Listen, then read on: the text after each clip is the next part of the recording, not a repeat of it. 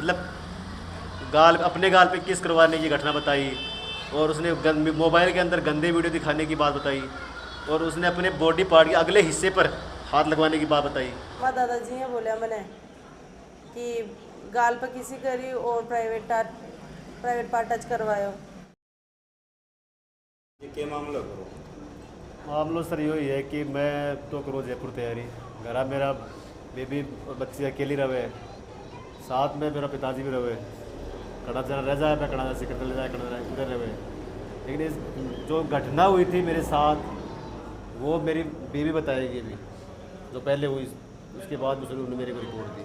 सही से पूछिए पहले क्या हुआ। ले गई जब रास्ता में बारिश आ रही, जब बारिश के मान तेज से आगी बारिश, जब मेरे बच्चे ने दुकान पर खड़ी कर दी, वो बेटा दादाजी कन खड़ी हो जा नहीं, मैं पिठार गई जैसे कहा भैया मैंने मिली कोनी, मैं आगे गई दूध ले आई, जब बच्चे मैंने दुकान का मान मिली न, बच्चे मैंने कुछ बता वो चाह रही इसी टाइम पर जी की पूरी बात कौन सुनी, मैं गराजार सुनी।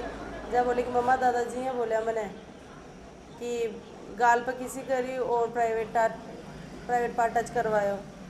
जब मैं की बात सुन इन्हें वापस दुकान पर ले गई, जबान पूछी मुझे थे मेरे बच्चे के साथ कहीं हरकत करा, मुझे जना ही छोड़ गई कि विश्वास का तौर पर थार बच्चे ने छोड़ गई। जब बोला कि मैं तो कुछ ही कौन करे, बस जी बाद में ये खबर आ मेरा पति ने बताई मैं सारी बात।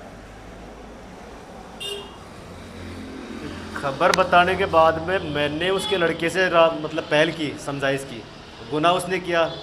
मैंने सोचा यार कि सोसाइटी में रहते हैं, अपने भाई बंधु आपस में है, ताकि विरोध नहीं हो, या तो मैं जानूँ या अपराध करने वाला जाने। लेकिन उसने तो वापस मेरे ऊपर आरोप लगा दिया, बोले तो मेरे बाप को बदनाम कर रहा है, मेरा बाप तो सोनार सुगंध है। तो ठीक है भाई, तेरा बाप सोनार सुगंध चढ़ा देना मंदिर में, मेरे को कोई दिक्कत नहीं है। तो उन्होंने बोला कि हमारी दुकान पे ही क्यों आते हो? तो ये कौन सा तरीका हो गया, दुकान पर आएंगे तो आप ऐसा काम करोगे क्या? तो उन्होंने कहा कि तेरे को थाना रहा, कोर्ट रहा, तेरे को जो करना है सो कर ले, मेरा तो सही है। और तूने अपने माँ बाप को मतलब घर से बाहर निकाल दिया, हमारे घरेलू मामलों को क्यों घिस रहा है अंदर? मैंने उससे बात करके फ़ोन काट दिया। लगभग तीन मिनट की मेरे पास उसकी रिकॉर्डिंग भी है। मैं इसमें मेरे मतलब अलग से कोई झूठ बाकड़ नहीं है। और फिर 5 तारीख को जब मैं जयपुर चला तो उसके पिता ने मेरे को फ़ोन किया, जो अपराधी बना राम सैनी है, उसने मेरे को फ़ोन किया कि ऐसी ऐसी बात है, वो ब्लेम लगा रहे हैं, वो आप समझाओ। ब्लेम चलो मान लेता हूँ मैं कि मेरी मिसेज ब्लेम लगा सकती है, बच्चे नहीं लगा सकती ना, बच्चे को प्लानिंग थोड़ी कर सकती है, कितनी देर सिखाओगी बच्ची को? और हमारी तो उनके साथ कोई दुश्मनी भी नहीं है कि पुरानी कोई दुश्मनी हो। हम तो जो घटना हुई उससे एक दिन पहले, तो यदि देखा जाए कि उससे एक दिन पहले तक हम तो राजी हैं पूरे। अभी जो विरोध तो बढ़ाए तो बाद में हुआ है ना, घटना के बाद भी सर। तो फिर मैं आया और वहाँ पर मैंने अपनी बच्चे से पूछा ये पूरा कि क्या बात हुई। तो इसने बताया मेरे को सारी घटना कि इसने मेरे मतलब अपने गाल पे किस करवाने की घटना बताई, और उसने मोबाइल के अंदर गंदे वीडियो दिखाने की बात बताई, और उसने अपने बॉडी पार्ट के अगले हिस्से पर हाथ लगवाने की बात बताई। तब मैं बच्ची को लेकर थाने चला गया। थाने में जाने के बाद रिपोर्ट लेके मैंने रिपोर्ट करवा दी। पुलिस वालों ने उसको उठा के लेकर आ गए। पुलिस वाले लाने के बाद में एक के बाद उसके बाद उसके रिश्तेदार परिजन वगैरह आ गए। तो उसमें उसके भतीजे भाई मेरे को धमकी दे रहे थे, यहाँ क्या उखाड़ेगा। लगभग ऐसे करते करते 50-60 लोग हो गए उनके पास में। मेरे पास कोई नहीं था, इसलिए मेरी कौन सुने।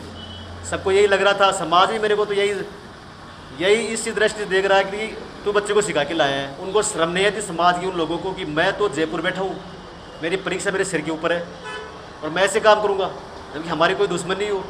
तो मैं तो बताऊँ कि सर मैं तो ऐसे गंदे आरोप तो किसी दुश्मन उसके ऊपर भी नहीं लगा सकता। क्यों लगाऊँ मैं? कौन बाप ऐसा होगा जो अपनी मतलब घर की इज्जत को नीलाम करेगा? मैंने उधर पर रात को वहाँ पर भगवाना राम MLA आया था इस मामले के अंदर। थाने के अंदर CI साहब के पास जाके पता नहीं क्या कहा क्या नहीं कहा। तो CI साहब ने हमारे को अंदर बुलाया, हमारे को बाहर निकाल दिया गया कि आप 2 मिनट बाहर जाओ। फिर उसने अंदर जाके क्या किया क्या नहीं जाने। 2 मिनट के लिए उसने मेरी तरफ भी देखा और वो बता रहे थे उसको इशारे से, बोले ये है, मान नहीं रहा है। तारी प्रशासन को क्या मांग?